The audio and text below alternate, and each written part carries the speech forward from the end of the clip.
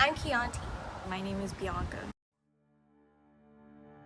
Every family is different through their beliefs, goals, and judgment. Growing up Filipino, my family had all of these, but their beliefs, goals, and judgments do not define who I am as a person. Family's beliefs do not define who I am. One strong belief that my family abides by are their insights on mental illness. According to psychiatryonline.org, Filipinos view mental illness as a weakness and prioritize more on economic and environmental needs.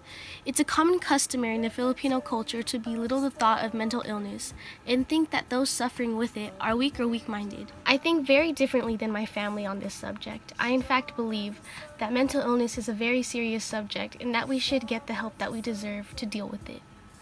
My family's belief is that the male should be the superior of the family. Taken from the Cultural Atlas of Filipino culture, Filipino society is tagged as parietal, where authority is held by the oldest male.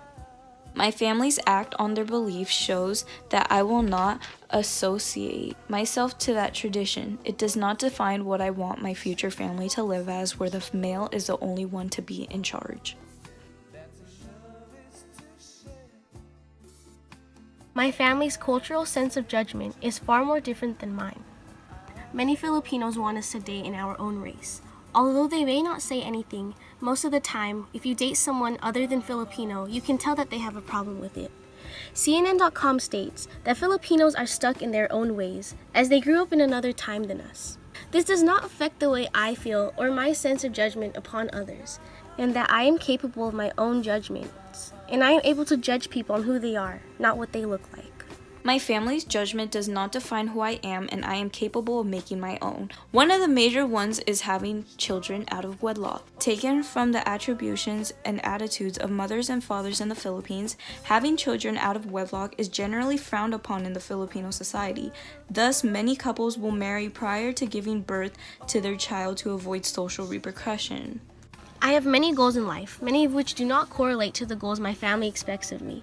USA Today says that throughout Asia, education is seen as the only path to success. This provides the idea that many Filipino families believe that the only path to success lies in the hands of education, that of which I do not agree with.